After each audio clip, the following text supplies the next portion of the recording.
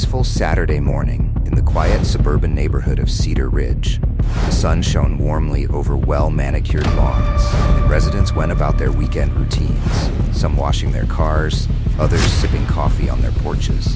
It was the kind of neighborhood where everyone knew each other by name. Among the residents was Rosie Donovan, a middle-aged woman who thrived on controlling the narrative of the neighborhood. Rosie often acted as if she were a member of the homeowners association, even though she wasn't, using her assumed authority to keep everything in line according to her standards. To her, order meant things going her way, and anyone who stepped out of that line quickly became her target. Rosie's latest grievance was her new neighbor, Ryan Walker. Ryan, in his late 30s, had recently moved into the neighborhood. A calm and easygoing man, he displayed his pride openly, attaching a MAGA flag to the back of his pickup truck. Rosie noticed the truck parked in front of his house, and immediately her sense of control felt threatened. She scowled at the flag flapping in the breeze, thinking to herself that such a display had no place in her neighborhood.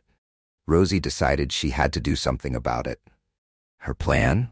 To get the truck towed, using her fabricated authority as an HOA representative. What she didn't know was that her actions would set off a chain of events far beyond her control, unraveling her lies and leading to consequences she would deeply regret. Before we dive deeper into this story of misguided power and unexpected consequences, hit that like button and subscribe for more stories of accountability and justice served. Rosie Donovan was seething as she stood at her window, glaring at the truck parked across the street. The MAGA flag attached to the back of Ryan Walker's pickup waved boldly, almost as if it were taunting her. The sight of it felt like a personal affront to her meticulously controlled health. In Rosie's mind, that flag represented everything she wanted to keep out of Cedar Ridge. Loud, unapologetic beliefs that, to her, were disruptive and divisive. She muttered to herself, her face flushing with irritation. "This is unacceptable. That flag doesn't belong in our neighborhood," she said, shaking her head. Rosie had made it her mission to ensure that Cedar Ridge remained a place that reflected her version of peace and propriety. And she wasn't about to let a new neighbor change that. After pacing her living room for a few minutes, an idea formed in her mind. Rosie smirked to herself as she picked up her phone, deciding it was time to put her plan into action. She would call a towing company and have Ryan's truck removed. After all, she often pretended to be part of the homeowners association, and she figured she could easily pull off the role once again. Rosie dialed the number of a local towing company, her expression hardening as she prepared to wield her fake authority. The phone rang twice before a man answered on the other end. "Thank you for calling Premier Towing. How can I help you today?" the voice said. Rosie cleared her throat, her voice taking on an authoritative tone. "Hello, this is Rosie Donovan. I'm representing the Cedar Ridge Homeowners Association. We have a truck parked in violation of community regulations. It's displaying unauthorized signage that goes against our community standards. I need it removed immediately." The tow company representative paused briefly before responding. "Ma'am, can you provide some specifics on the location and the exact nature of the violation?" Rosie's tone grew even more commanding as she continued. "The truck is parked in front of 218 Cedar Ridge Drive. It's displaying a MAGA flag, which violates our HOA rules regarding political displays in common areas. We take these violations very seriously, and we need this addressed as soon as possible." The tow company representative, unaware of Rosie's dishonesty and feeling no reason to doubt her, agreed to send a driver over. Rosie hung up the phone with a satisfied smile. She felt vindicated, as if she were restoring order to her beloved neighborhood. She was sure she was doing everyone a favor, taking a stand against something she deemed unnecessary and disruptive. About an hour later, Rosie watched from her living room window as the tow truck arrived. The driver parked near Ryan's truck and got out to inspect it. Rosie's eyes gleamed with satisfaction as she watched the driver attach chains to the truck, preparing to tow it away. The process was not without its issues. As the tow truck driver struggled to hook the chains to the frame of Ryan's truck, there was an audible scrape. The chains dragged against the underside, leaving noticeable scratches on the paint. Rosie winced for a moment, but her resolve did not waver.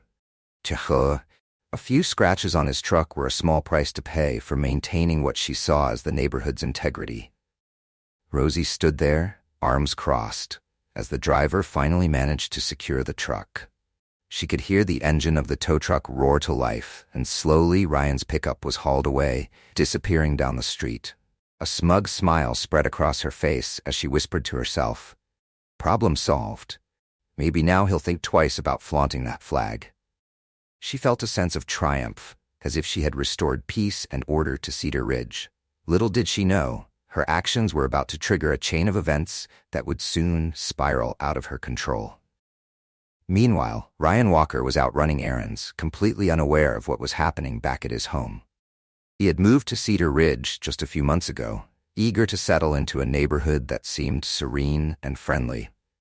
He was proud of his values and didn't see any harm in expressing them.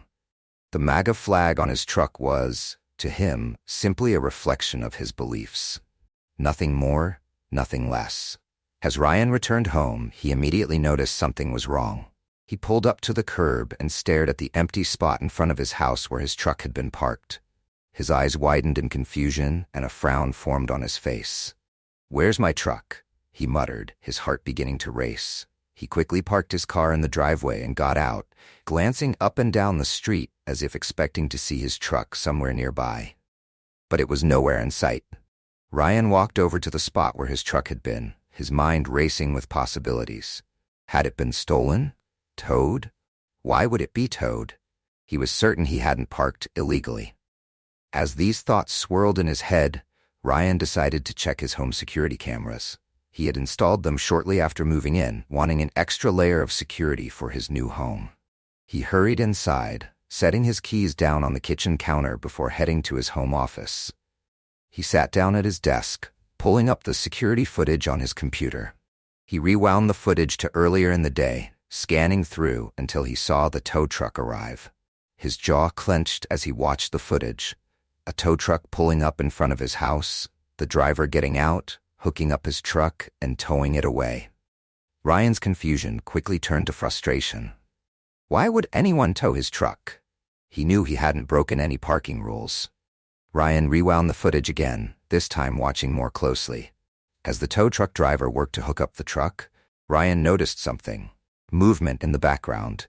He squinted at the screen, leaning in closer. There, barely visible through the window of the house across the street, was Rosie Donovan. She was peeking out from behind her curtains, her eyes fixed on the scene unfolding outside. Ryan's eyes narrowed as suspicion began to form in his mind. Rosie had always struck him as nosy, someone who liked to insert herself into other people's business. He had noticed her watching him on several occasions, but he had always brushed it off, thinking she was just curious about the new neighbor. Now, though, it seemed like there might be more to it. He watched the footage a third time, and it became clear that Rosie had been watching the entire towing process. Ryan leaned back in his chair, his frustration growing. He had a strong feeling that Rosie was somehow behind this. It made no sense otherwise. His truck was parked legally, and there were no HOA rules prohibiting the display of flags, political or otherwise. Ryan knew he needed to get to the bottom of this. He wasn't the type to let things slide, especially when it involved his property being taken without justification. He took a deep breath, his mind already formulating a plan. He needed answers, and he intended to get them. But for now, one thing was certain. This wasn't over, not by a long shot. Ryan Walker knew he had to confront Rosie about what had happened to his truck. The footage of her peeking through her curtains as the tow truck hauled his vehicle away was all the evidence he needed to confirm his suspicions. Still, he decided to approach the situation calmly, giving Rosie a chance to explain herself. He hoped that there was some kind of misunderstanding, though deep down, he doubted it. He took a moment to gather his thoughts, thinking about how best to approach her without escalating the situation too quickly. Ryan took a deep breath as he stood at Rosie's front door, his hand hovering for a moment before he finally knocked. The doorbell echoed inside, and after a few moments, Rosie opened the door, her expression a mixture of forced politeness and surprise. He could see her eyes flickering nervously, and she tried to mask her surprise with an overly sweet smile. "Ryan?" she asked, her eyes flicking to the empty spot in front of his house where the truck had been. "Is everything okay?" Ryan maintained his composure, even though his frustration was evident in his voice. "Hi, Rosie. I was hoping you could help me with something. My truck got towed today, and I was wondering if you might have seen anything." Rosie blinked, her expression shifting to one of exaggerated surprise. "Oh no, I had no idea," she said, her voice dripping with feigned innocence. She paused briefly, almost as if she were rehearsing her lines before adding, "Maybe you parked it illegally or something?" Ryan narrowed his eyes slightly, scrutinizing her face. He could tell she wasn't being entirely truthful. "I don't think I parked illegally. It was right in front of my house, parked just as it always is. And I noticed you were watching when the tow truck arrived. Are you sure you don't know anything about it?" Rosie's lips tightened and she crossed her arms defensively, her entire demeanor shifting from polite to confrontational. "Well, I might have seen something, but I don't know why they towed it. Maybe it was blocking something. I really don't know, Ryan. You should probably call the tow company." Ryan nodded slowly, his suspicion only deepening. He could see right through Rosie's act. It was clear she wasn't going to admit to anything, at least not yet. He decided not to push further at that moment, knowing that pressing her now would get him nowhere. "All right, Rosie, I'll look into it. Thanks anyway." As Ryan turned and walked away, he could feel Rosie's eyes on him, watching his every step until he was back inside his own house. He felt an uncomfortable mix of frustration and disbelief. She was clearly involved, but getting her to admit it was going to be the real challenge. He wasn't one to let things slide, though, and he was determined to get to the bottom of this. Ryan wasted no time pulling out his phone and looking up the number for Premier Towing.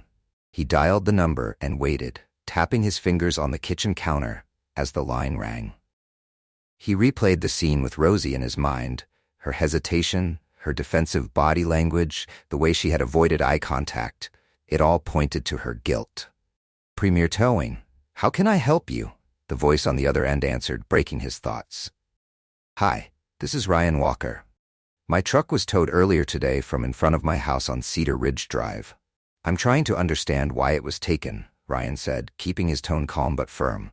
He wasn't about to lose his cool, but he also needed answers. The representative asked for some details, and after a moment, she responded, "Yes, Mr. Walker, I see the record here. The tow request was made by a Rosie Donovan claiming to represent the Cedar Ridge HOA. Ryan felt a surge of frustration, his jaw clenching as he heard Rosie's name. He had been right. She was behind this. "The HOA? We don't have any regulations against parking my truck there, and I know there's nothing against displaying a flag." "Did she say what the violation was?" "She mentioned something about an unauthorized display," the representative replied. "But if you think there's been a mistake, you might want to take it up with her or the HOA directly." Ryan thanked the representative and hung up, taking a deep breath to steady himself. It was one thing to suspect Rosie, but hearing the confirmation made his blood boil. She had lied about representing the HOA, and she had made a false claim to get his truck towed, simply because she didn't like his flag. It was petty, vindictive, and downright unacceptable. Determined to confront Rosie again, Ryan marched back over to her house. This time, he wasn't going to leave without answers. He rang the doorbell, and it took a few moments before Rosie opened the door again, her expression faltering as she saw Ryan standing there, looking far less patient than before. She could see that he meant business, and her forced politeness was replaced by a wary look. "Ryan, again? What is it now?" Rosie said, her tone now edged with irritation. Her smile was gone, replaced by a thin line that showed she was clearly annoyed. Ryan wasted no time, his voice firm. "I called the towing company, Rosie. They told me that you're the one who had my truck towed. You claimed to be part of the HOA and said my flag was in violation of some made-up rule." Rosie's eyes widened for a moment before she narrowed them, her defensiveness flaring. She opened her mouth, closed it, and then took a deep breath, as if preparing herself for a fight. "It's an offensive symbol, Ryan. It's divisive, and I did what I thought was right for the neighborhood. You shouldn't be putting that kind of thing on display in a family community." Ryan stared at her in disbelief, struggling to keep his voice steady. "You had my truck towed because you don't like my flag?" You pretended to be part of the HOA, lied to the tow company, and damaged my property in the process. This isn't about community standards, Rosie. This is about you trying to control everyone around you. Rosie crossed her arms tightly over her chest, her expression a mix of indignation and defensiveness. She looked like she was ready to argue her point to the bitter end. I was just trying to keep the peace. People like you think you can shove your beliefs in everyone's face, and I won't stand for it. You're the one creating division, not me. Ryan shook his head, his frustration turning into determination. He couldn't believe how entitled Rosie was. She truly believed she had the right to dictate what other people did on their own property. You crossed a line, Rosie. You had no right to do what you did. I've already talked to the towing company, and now I'm going to take this further. I'll be filing a police report, and I'm taking legal action. You are going to have to answer for this. Rosie's face paled slightly at his words, her bravado faltering for a moment. But she quickly tried to regain her composure, her chin lifting defiantly. You're overreacting, Ryan. I was just doing what I thought was best for everyone. Ryan took a step back, his eyes locked on hers. You're not the judge of what's best for everyone, Rosie, and you're definitely not the HOA. I suggest you start thinking about the consequences of your actions because this isn't over. With that, Ryan turned and walked away, leaving Rosie standing in the doorway, her expression shifting from indignation to uncertainty.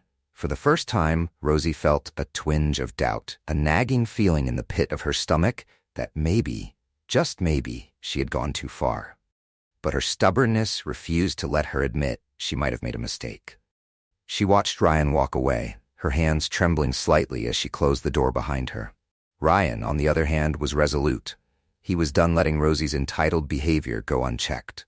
It was time to hold her accountable for what she had done.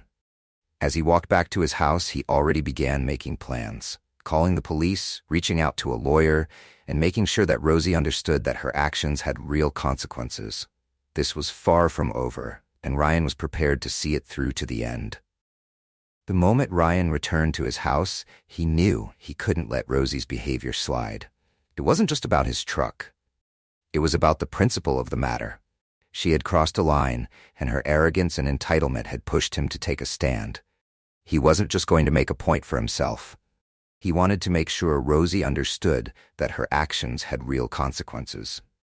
He took a deep breath and picked up his phone again, this time dialing the local police station. "Police department, how can I assist you?" the dispatcher asked. "Hi, this is Ryan Walker. I'd like to file a report about a fraudulent towing incident involving my vehicle," Ryan said, trying to keep his voice steady. The dispatcher listened attentively as Ryan explained the situation. He mentioned how Rosie had impersonated an HOA representative, provided false information to the towing company, and had his truck removed without cause. The dispatcher took down all the necessary details and assured Ryan that an officer would come by soon to get a formal statement. Ryan thanked the dispatcher and hung up, feeling a mix of anxiety and determination. He knew this was going to stir things up, but it was the right thing to do. Within an hour, a police officer arrived at Ryan's house. Officer Mitchell was a tall, no-nonsense type with a calm demeanor that put Ryan at ease. The officer listened carefully as Ryan recounted the events, showing him the security footage and sharing what the towing company had told him. Ryan also mentioned that Rosie had lied about being part of the HOA, which was the crux of her fraudulent actions. Officer Mitchell nodded, taking notes as Ryan spoke. "It sounds like you have a strong case here, Mr. Walker. We take impersonation and fraudulent claims seriously, especially when it leads to property damage or financial loss. I'll need you to sign a formal statement, and we'll be following up with Ms. Donovan shortly." "I appreciate your help," Ryan said, feeling a sense of relief that something was finally being done. After signing the necessary paperwork, Ryan watched as Officer Mitchell walked across the street to Rosie's house. Rosie had been peeking through her curtains ever since she saw the police car pull up in front of Ryan's house. Her stomach twisted in knots, and a feeling of dread settled over her. She knew Ryan had been serious about taking legal action, but she hadn't expected it to happen so quickly. When she heard the knock at her door, her heart sank. Opening the door, Rosie tried to maintain her composure, though her face was pale. "Yes, officer. Is there a problem?" she asked, her voice slightly trembling. "Ms. Donovan, I'm Officer Mitchell. We received a report from your neighbor, Mr. Walker, regarding a towing incident involving his truck. He claims that you impersonated an HOA representative and provided false information to have his vehicle towed. I'd like to ask you some questions about your involvement," Officer Mitchell said, his tone professional but firm. Rosie's defensiveness flared up immediately. "I was just trying to keep the neighborhood peaceful. That flag was causing a lot of discomfort for people, and I thought I was doing the right thing," she said, her voice rising. "Ms. Donovan, impersonating an HOA representative is a serious offense, and making false claims to have someone's vehicle towed without justification is illegal. I need you to be honest with me. Did you contact Premier Towing and claim to represent the HOA?" the officer asked, his gaze unwavering. Rosie hesitated, her eyes darting away as she tried to come up with a response. She knew she was cornered, and there was no way out of this without admitting what she had done. I may have said I was with the HOA, she muttered, her voice barely audible. "But I was just trying to do what was best for the neighborhood." Officer Mitchell shook his head. "That's not your call to make, Ms. Donovan. Your actions have caused significant trouble for Mr. Walker, and you'll need to answer for them. We'll be conducting an investigation, and you may be facing charges for impersonation and filing false claims." Rosie's face flushed with a mix of fear and embarrassment. She wanted to argue to justify her actions, but the weight of the situation was pressing down on her. She nodded silently, and Officer Mitchell handed her a notice. "You'll be contacted with further details. In the meantime, I suggest you think carefully about your actions." As the officer left, Rosie closed the door and slumped against it, her legs feeling weak. She hadn't expected things to escalate like this. She had thought she was doing something righteous, but now she was facing the possibility of legal consequences. The realization hit her like a punch to the gut, and for the first time, she began to feel genuine regret. She sank down onto the floor, staring at her hands, her mind racing with what-ifs, but her pride wouldn't let her admit it, at least not yet. Ryan, meanwhile, was busy contacting a lawyer. He wanted to make sure he had everything lined up to take Rosie to small claims court for the damages and towing fees. He wasn't just going to let her off with a warning. She had lied, damaged his property, and tried to bully him into submission. He was done playing nice. He spent hours gathering every piece of evidence he could. Every detail mattered. He wanted to make sure there was no way Rosie could wriggle out of the consequences. A few days later, Ryan filed a lawsuit against Rosie in small claims court. He was seeking compensation for the towing fees, the impound costs, and the damage done to his truck during the towing process. The lawyer assured him that with the evidence he had, security footage, the towing company's records, and Rosie's admission to Officer Mitchell, he had a strong case. Ryan felt a sense of determination that he hadn't felt in a long time. This wasn't just about his truck. It was about standing up to people who thought they could get away with anything. The court date arrived, and Rosie found herself standing in front of a judge, facing the consequences of her actions. The courtroom was small, but it felt stifling to her. The walls seemed to close in as she waited for her turn to speak. Ryan stood confidently beside his lawyer, while Rosie stood alone, her face flushed with anxiety. She had tried to find a lawyer of her own, but after reviewing the evidence, even they had told her she was unlikely to win the case. Ryan presented his case clearly, showing the security footage of the tow truck, the records from Premier Towing, and even playing the recording of his conversation with Officer Mitchell, where Rosie had admitted to impersonating the HOA. The judge listened carefully, nodding as Ryan's lawyer outlined the details of what had happened. The judge seemed particularly interested in the footage that showed Rosie watching from her window, confirming that she was aware of what was happening and had orchestrated it. When it was Rosie's turn to speak, she stammered through her defense, trying to paint herself as someone who was only trying to maintain the integrity of the neighborhood. She insisted that she had acted in the best interest of the community, that she had thought she was protecting their peaceful environment. But her arguments fell flat, especially in the face of the concrete evidence against her. The judge's expression remained stern throughout her testimony, his eyes narrowing as she struggled to justify her actions. "Miss Donovan," the judge finally said, his voice carrying authority, "your actions were not only unethical but also unlawful. You cannot impersonate an HOA representative and make false claims to have someone's property removed. The evidence against you is overwhelming. I am ruling in favor of Mr. Walker. You are hereby ordered to compensate him for the towing fees, impound costs, and the damages caused to his truck." Rosie felt her knees go weak as the judge's words sank in.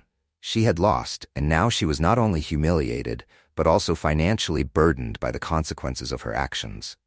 The fines and fees would be a significant blow to her savings, and the realization made her stomach churn. She tried to keep her composure, but tears welled up in her eyes. The judge's words echoed in her mind, and she could feel the weight of her mistakes pressing down on her. Word spread quickly throughout the neighborhood about what had happened. Neighbors whispered about Rosie's actions, and many of them were openly critical of her. At the next community gathering, Rosie felt the weight of their judgmental stares. She overheard hushed conversations, people referring to her as the one who got Ryan's truck towed. The social isolation was swift and undeniable. It was as if she had become a pariah overnight, and the sting of rejection was almost unbearable. Neighbors who had once exchanged friendly greetings with her now avoided her altogether. Even her closest friends seemed to keep their distance, not wanting to be associated with the drama she had caused. Rosie tried to tell herself that they were overreacting, that she had only been trying to protect the community, but deep down, she knew she had gone too far. The consequences of her actions were unfolding in ways she hadn't anticipated, and the reality of her isolation was setting in. She found herself spending more time alone, the silence of her house a constant reminder of what she had lost. At the same time, Ryan's neighbors rallied around him, offering their support and expressing their disgust at Rosie's behavior. They brought over casseroles, offered to help with anything he needed, and assured him that he had done the right thing. He appreciated their kindness, but more than that, he felt a renewed sense of purpose. He wasn't just standing up for himself. He was standing up for everyone who had ever been bullied by someone like Rosie. He knew there were others in the neighborhood who had dealt with her overreach before, and he hoped this would send a message. The fallout from Rosie's actions was far-reaching, and as she walked through the neighborhood, she could feel the shift in how people viewed her. The once serene suburban community that she had tried to protect now felt like a place where she was no longer welcome. She realized that her actions had cost her not only financially, but also socially, and the regret began to settle in deeper and heavier than before. She wished she could turn back time and make a different choice, but it was too late for that now. All she could do was live with the consequences of what she had done. The aftermath of the court ruling left Rosie feeling more alone than ever. As the days passed, the reality of her situation became increasingly difficult to ignore. The financial strain was immediate. Paying the fines and compensating Ryan for the damages put a significant dent in her savings. Rosie had always prided herself on her independence, on her ability to manage her finances without relying on anyone else. Now, she found herself struggling to make ends meet. Each bill that arrived in her mailbox felt like a reminder of her poor decisions, and each payment she made drained not only her bank account, but also her spirit. She began to feel overwhelmed, as if the walls of her once orderly life were closing in on her. It wasn't just the money, it was the humiliation of knowing that her own actions had led to this downfall, and that she had nobody to blame. Rosie spent her days avoiding her neighbors. She had always enjoyed her morning walks, the ones where she would wave to people tending to their lawns or chat briefly with those she passed by. Now, those walks were filled with anxiety. She kept her head down, her eyes focused on the pavement, avoiding eye contact. She could feel the change in the air. Conversations would quiet as she approached, and people would turn away from her, their backs a silent but unmistakable rejection. Transcription. The once vibrant sense of community that she had cherished had evaporated, leaving her isolated. It wasn't just the silence that hurt. It was the way people moved around her, as if she were invisible. The laughter she once shared with her neighbors now felt like a distant memory, replaced by a cold, empty void. The neighborhood that had once been her sanctuary now felt foreign, like a place she no longer belonged. Even her closest friends, the ones she had shared book club meetings and coffee dates with, seemed to pull away from her.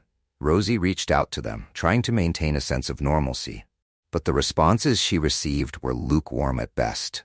They made excuses to avoid meeting up, claiming they were busy or had other commitments. Deep down, Rosie knew they were distancing themselves because of what she had done.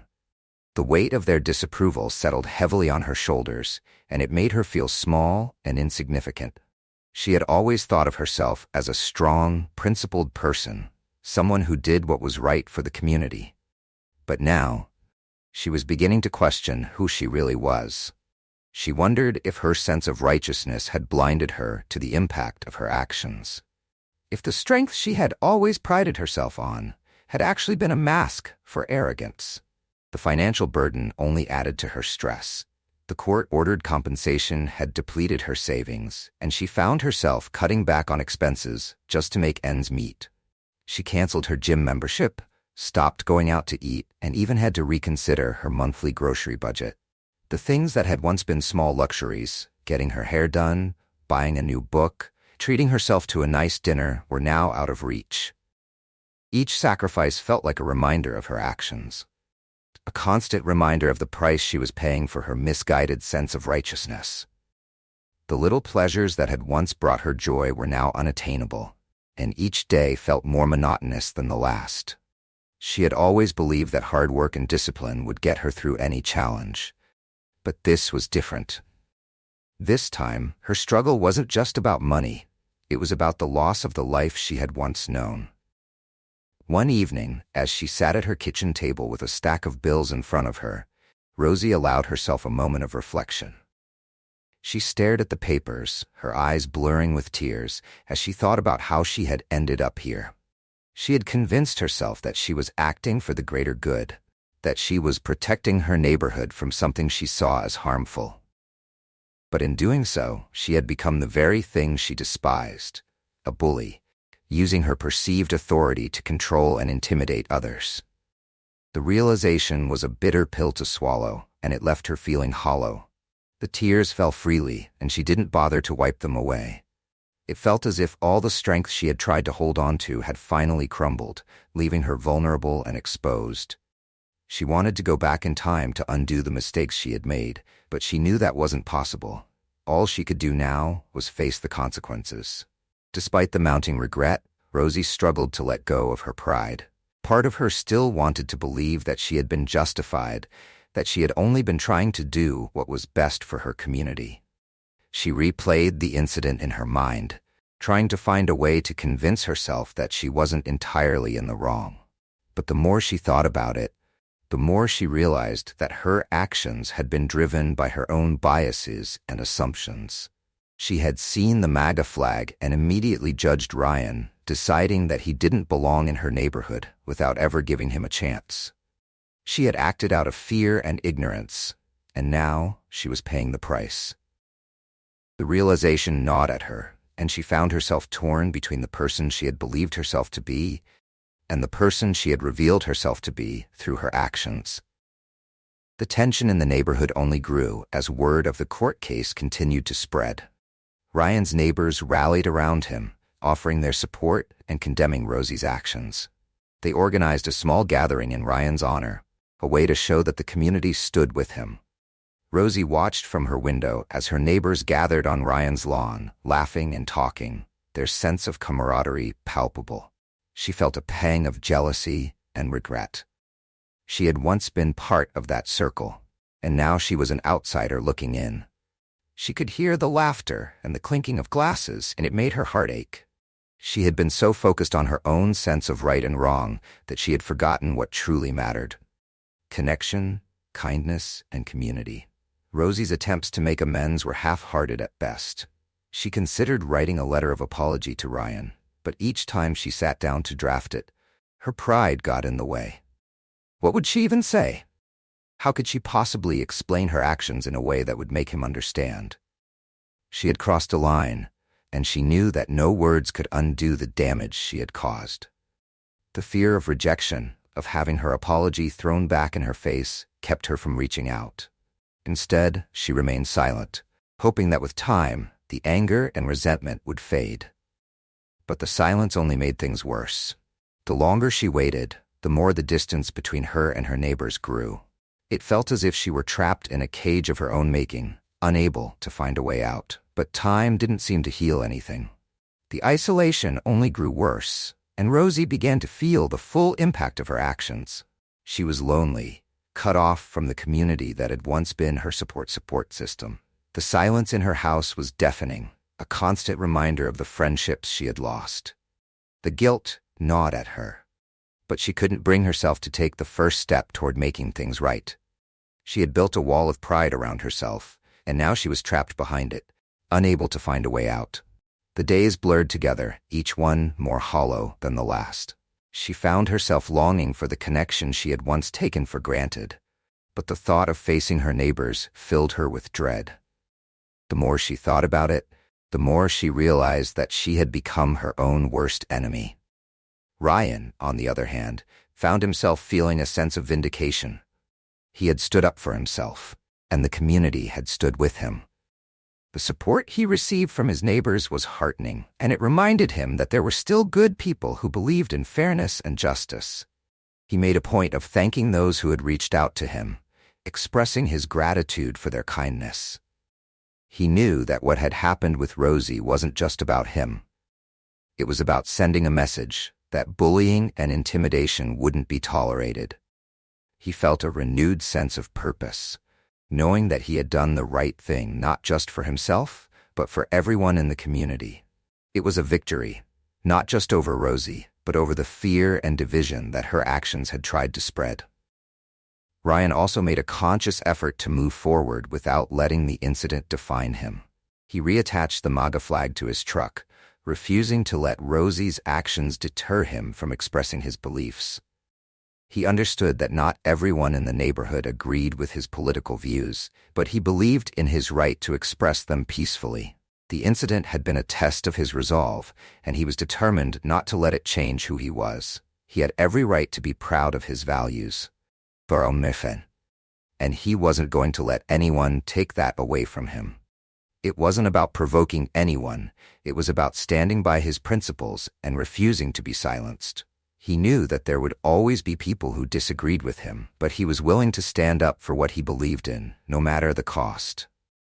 Rosie, meanwhile, continued to struggle with her feelings of regret and isolation.